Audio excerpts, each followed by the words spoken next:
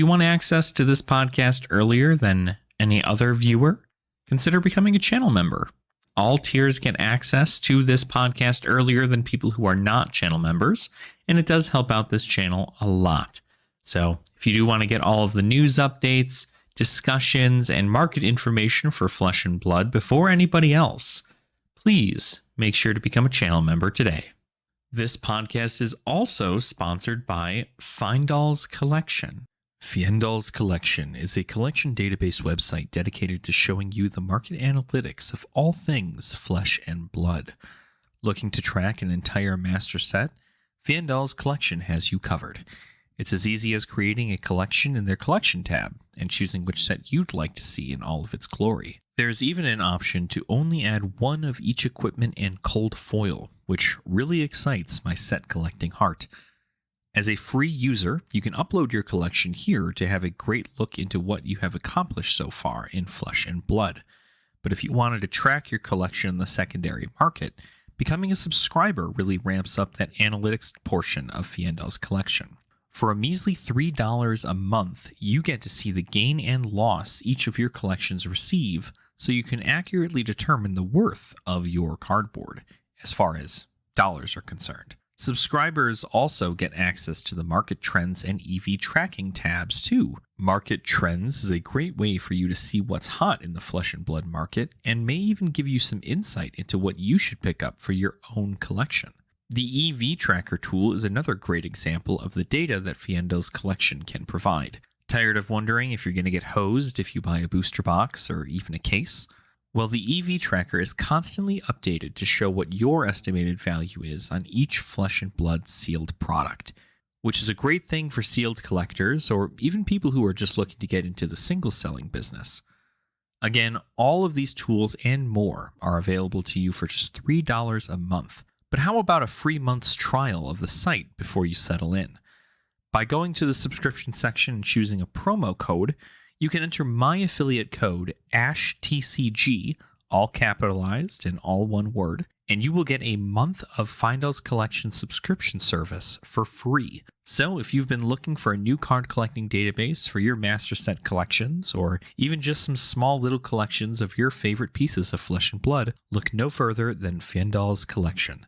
Don't forget to use the promo code ASHTCG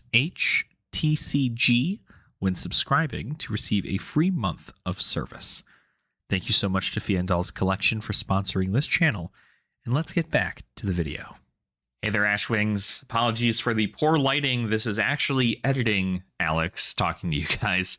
I know it's literally the beginning of the video, and you guys had just watched the ads and everything there, but I originally recorded this as not an episode of the Common Language podcast, but I decided it actually fits pretty well as a talking / ranting point. And so I just wanted to say that this is episode 17 of the Common Language podcast. Again, we're talking a little bit about Commoner today, its importance in the world of Flesh and Blood. And, with the constant talking point of price when it comes to Flesh and Blood, I do feel like it is pretty important to make sure that this topic is always talked about, and people are in the they have the understanding that they can also start a casual scene at their locals without batting an eye. So let's go ahead and jump right into this here. Again, you're going to hear the intro again probably, and then I'll get into it. But I just want to say thank you guys so much for checking out today's episode, and of course, thank you for being a channel member, for watching this a week early, and thank you so much for just continuing to support the channel in the way that you do, no matter what.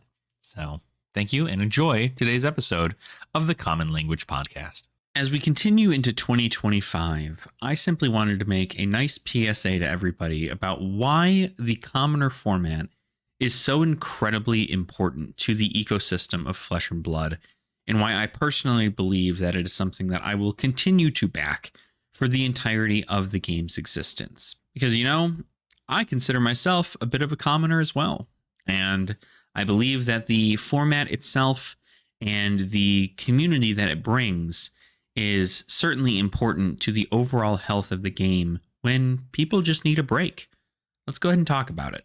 Welcome on in, Ashwings. It's such a pleasure to see you all here today. We are, of course, talking about Commoner. Now, for those of you who do not know, I believe I made a video a little while back, I believe, in which I had started a Commoner night at a local armory here in Denver, Colorado. And I have been having such a wonderful time going there, playing the game, enjoying Commoner, and just getting to play around with people, enjoy a new store, bring life to a format that seems to be desolate in this community, and more specifically in Colorado itself. So I'm incredibly happy to know that I get to continue to do that every single Saturday and bring people together in the common language of playing great games, exactly how James White intended. And something that's really important about Commoner came up, and I had a thought about it after overhearing some conversations from people, not just at that armory or that night, but from what I've heard overall through tons of players who are currently invested, had previously been invested, want to invest, but don't know exactly where to start. And it all comes down to obviously one big topic, and that topic being responsibility and money, but more so responsibility. While everybody in the TCG space has their own lifestyle that they lead, in most cases, people just kind of want that escape. They want to be able to go play a game and enjoy a social outing with people. And sometimes people don't want that social outing because they may have a lot of social anxiety, or they may not feel like they're prepared for an event of any kind and really just kind of want to jam some games with their close friends so they don't worry about making mistakes. Something that eventually comes from this is that people want to be able to play the game that they enjoy, or even try out a game that they have been wanting to try out for quite some time. And when I say that I believe a format like Commoner is so incredibly, it's a pillar to TCGs. All of these budget format-esque things are a pillar to budget TCGs and to TCGs in general. I mean that it is just something that we as humanity need to come to terms with at some point. And playing something like Commoner is incredibly effective at allowing for people to still enjoy the game they love and not have to worry about their adult responsibility funding. Now, I talk a little bit about it over on the Fresh and Buds podcast, which you guys should go check out. I'll leave a thing to that up there so you guys can go see that. Effectively, the reason why I enjoy budget formats so much is not simply because, I don't have the skill level to become a better player in hyper competitive formats, or I don't have the money to play in hyper competitive formats, because I do. I have a $1,200 new deck, and it didn't cost me $1,200 initially, but it's at least that much now. And when you put things like that into perspective, you think, well, if you have the money to play at the highest level and at the most popular format, why don't you? And the reason I don't is because, well, it's not that I don't, right? I still go to armories and I still play CC, and I want to try and get into a RTN or a PQ and top 8 there and do something of the sort. But by no means am I sitting here trying to grind out every single event I possibly can, fly all over the world to different callings and battle hardens and, big events for me to go in and play. What I'd love to do more than anything is to foster a community of individuals who just want to play, and something like Commoner really does that for the Flesh and Blood community. And I feel like it's going to, as long as it's continued to be, brought to light and people trying to build their own, communities of Commoner in their local area, I do believe that it is something that is going to thrive very well in the overall Flesh and Blood community. I think the biggest reason that I always bring up Commoner, and even Clash to an extent, is simply because the amount of people who I've met in person or I've talked to online about Flesh and Blood and its entry point, its barrier of entry being cost. It's always the one thing that is the biggest talking point And I don't even think with the amount of reprints that could be done, that isn't going to completely crash the cost of a card. I don't think there's ever going to be that conversation that doesn't go in that situation where people come in and they say it's too expensive. And we have to be honest, right? When we talk about something like money, it's one thing is expensive for one person and not expensive for the other. When we talk about expenses, we take a look at our adult lives and how many bills we have to pay. You know, we have to pay for gas, we have to pay for food, we have to pay for other forms of entertainment. If we have other social groups that don't play TCGs, we have to have a budget set aside for that. We have to pay a mortgage or rent. We have to pay our bills.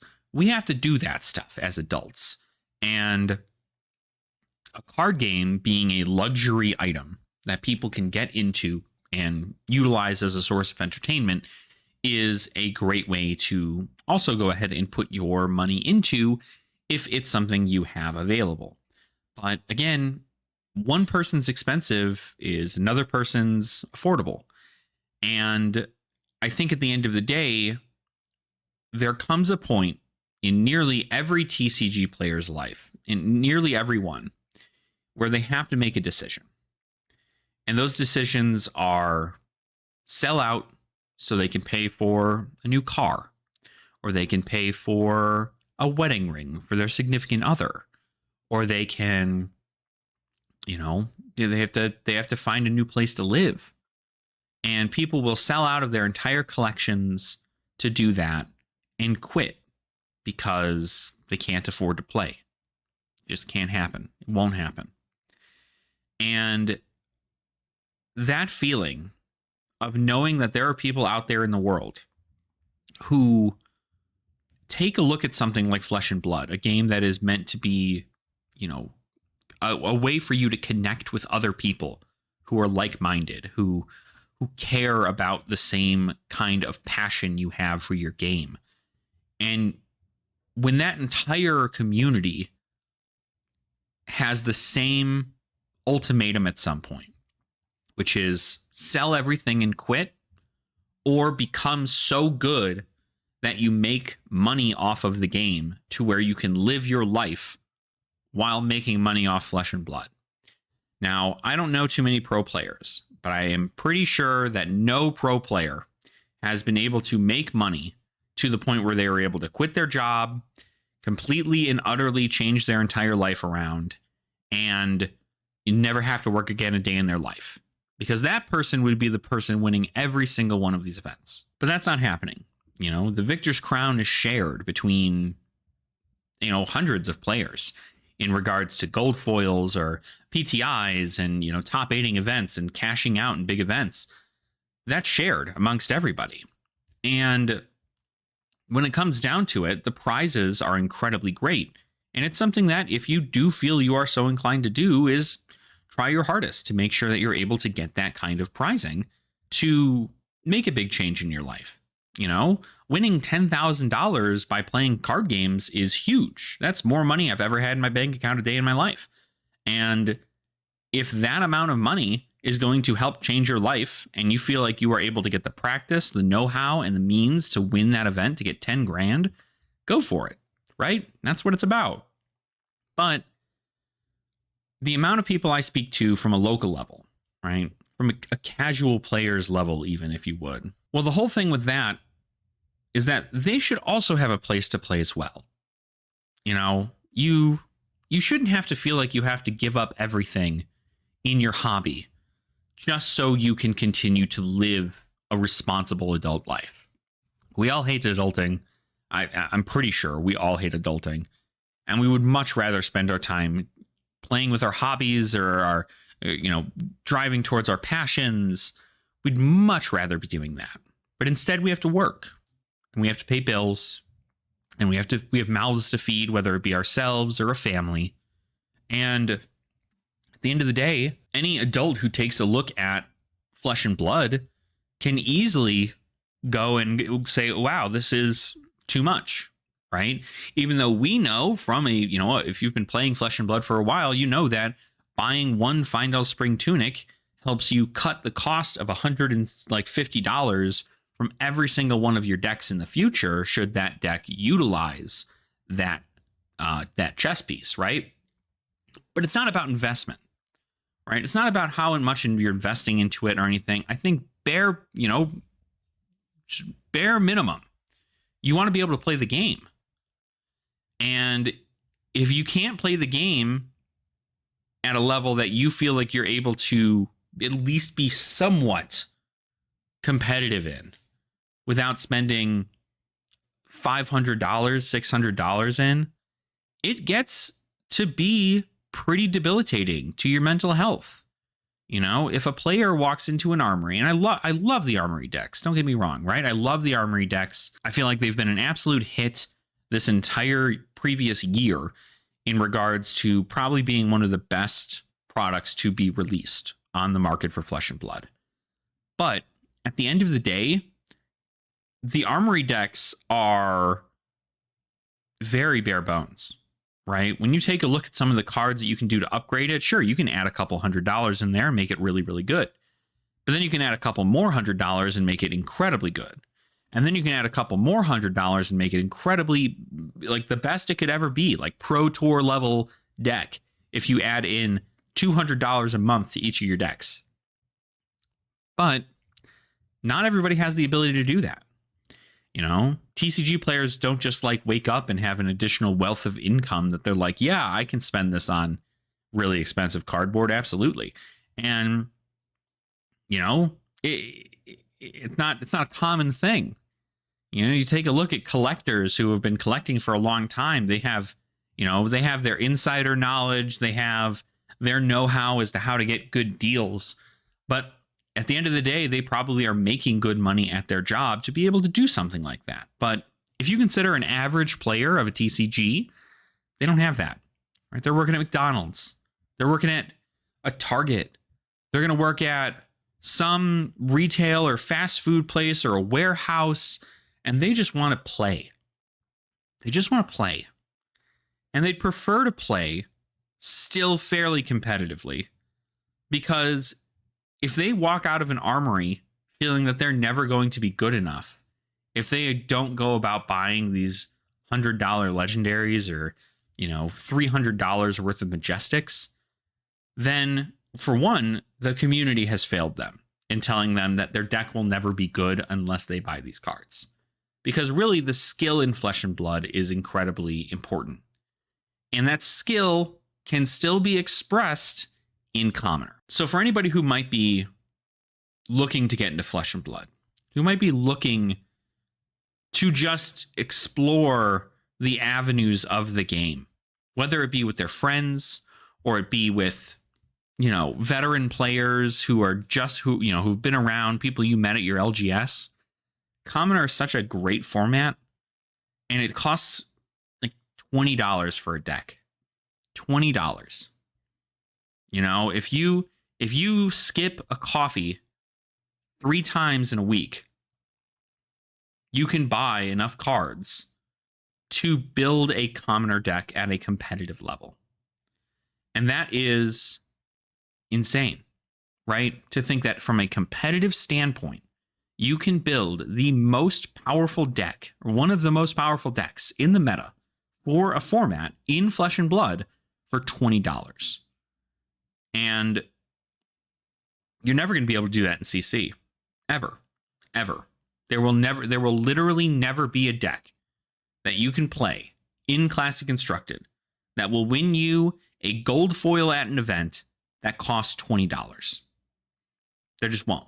There won't ever be. But that doesn't mean that you can't strive for those things. And this is not a smack in the face for CC. But what I'm saying is that the reason I enjoy Commoner so much, and really any budget format that can be played in the Flesh and Blood, really any TCG for that matter, because I'm a big fan of Pauper too, is that the decks are so incredibly cheap, but can still provide that level of power that people want to feel when they are playing a game that is competitive. And so that's why I enjoy Commoner, you know, and why I hope that more people will continue to foster a community in their local area for Commoner. Go find an LGS that isn't doing anything on a Saturday for Flesh and Blood in your area, and just ask your local Discord. From what I know, most Flesh and Blood areas, like states, at least here in the United States, most areas or regions have a Flesh and Blood Discord. We in Colorado have an entire Discord dedicated to Flesh and Blood in the Colorado area. And I know the same goes for like Texas and Chicago and, Pennsylvania probably. Like there's Discords for this, right? Go on your Discord and ask people if they're willing to come out for a Commoner night at an armory that you have, you've never done anything at the store before, but you've seen that they're not doing anything Saturday night. An armory schedules up and that store is not doing anything on a Saturday night or on a Friday night. And that store has room for you to bring people in to play Commoner. Just get something set up. Whether you're a veteran or you're a new player and you're trying to get people together to try it, just ask. Because if I had never asked my Discord community about setting up a Commoner event, I don't think I'd ever have gone to one here in the state. I don't think I ever would have. There's an LGS that has been trying to have Commoner Fire for at least a year now, and it is never fired because it's just too out of the way. It starts significantly later than others, and like it wasn't on a good day for that. But I went, all right, what's a day that works for everybody? In most cases, a Saturday. And then, is it work out for me and my schedule? Yes. And then, if it works out for me and my schedule, how do I go about getting people to get into play? We have a lot of new players who just entered the game, a lot of returning players coming back, and they just want a chance to hang out and jam Flesh and Blood.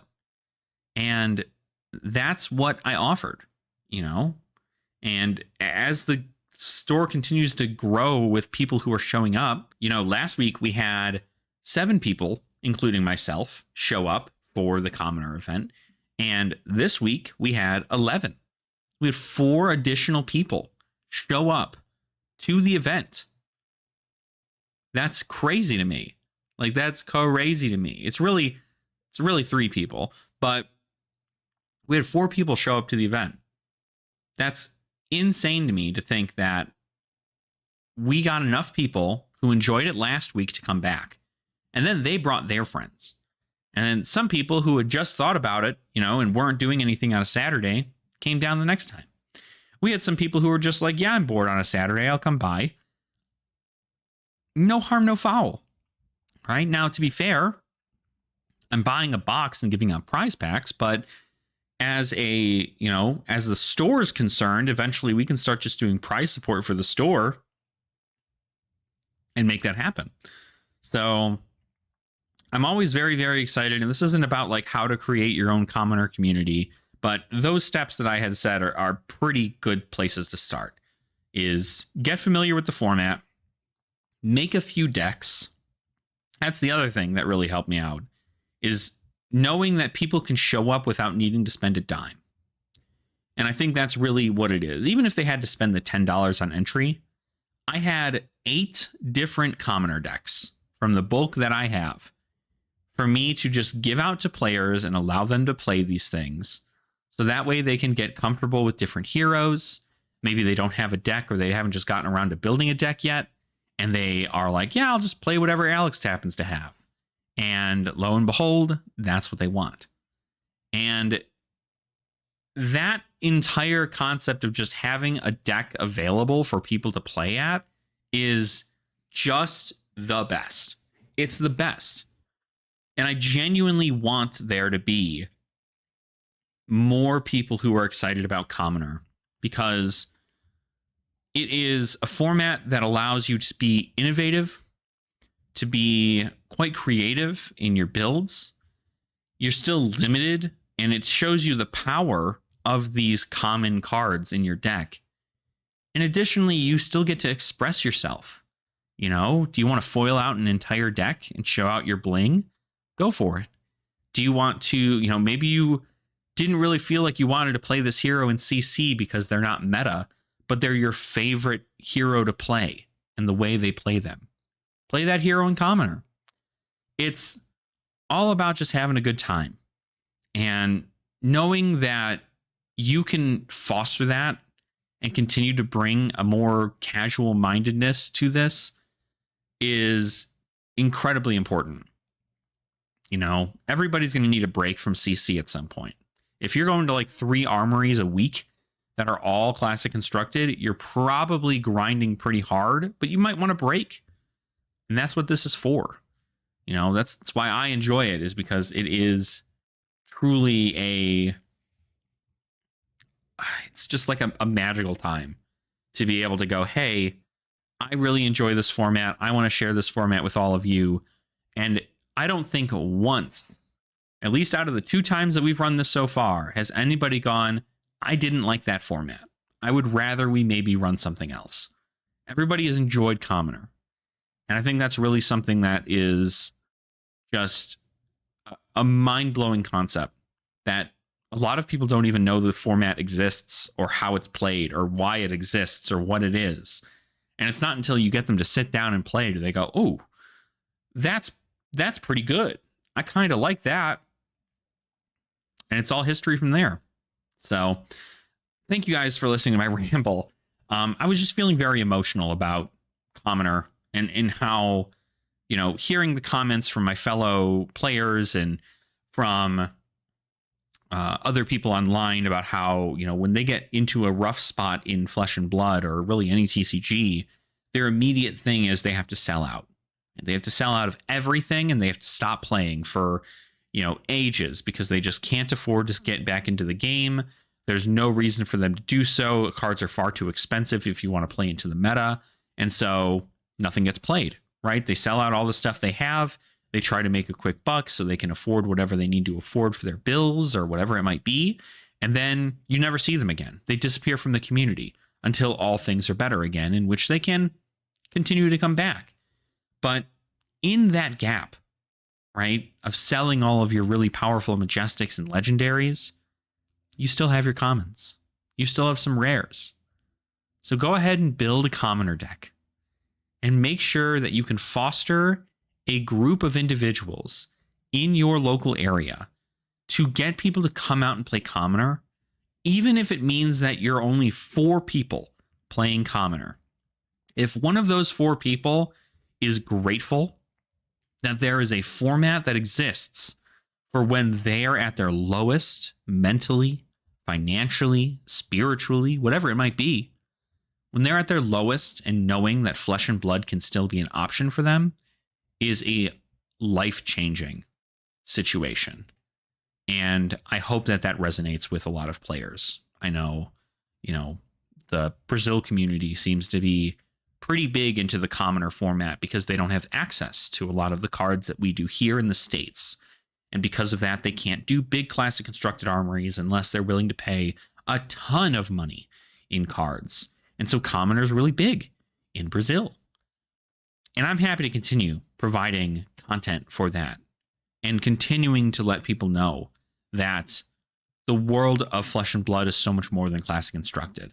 And while classic constructed and the, you know, thirst for the crown will always be there, commoner is there for you when you need a break, when you're burnt out of CC, when you don't know what you want to play, maybe when you're down on your luck and you owe a lot of money and you need to make some money real quick and your cards luckily have value, your commons can always become a deck for you to play at a local event where all you're doing is just vibing with a bunch of other fun players in the Flesh and Blood. So thank you all so much for listening to my rant on commoner. I really appreciate you. And if you did enjoy this, make sure to go ahead and hit the like button down below. You can also subscribe to the channel if you have not already. And then if you wanted to, you can also become a channel member. Channel members do get access to our podcast, The Common Language, a lot, about a week earlier than everybody else does. And then we also have loyalty badges and emotes and possible channel member giveaways to be doing in the future. So just wanted to thank you guys so much for that. And, I really appreciate y'all, just continuing to support the channel in the way that you do. And I hope that I can continue bringing you the format that is best for your wallet when you need it. Because it's not just about, oh, I can't afford it. It's the fact that you want to play, and then sometimes you just can't. And I know that the community is so well grounded in wanting to help other players learn to play that somebody out there has a commoner deck for you. It might even be me, but somebody has a commoner deck out there for you. And I hope that they give the opportunity to lend that to you at your next commoner event. So again, thank you so much for watching this video today, and I hope you continue having fun in the flesh and blood. And I will see all of you beautiful Ashwings in our next video.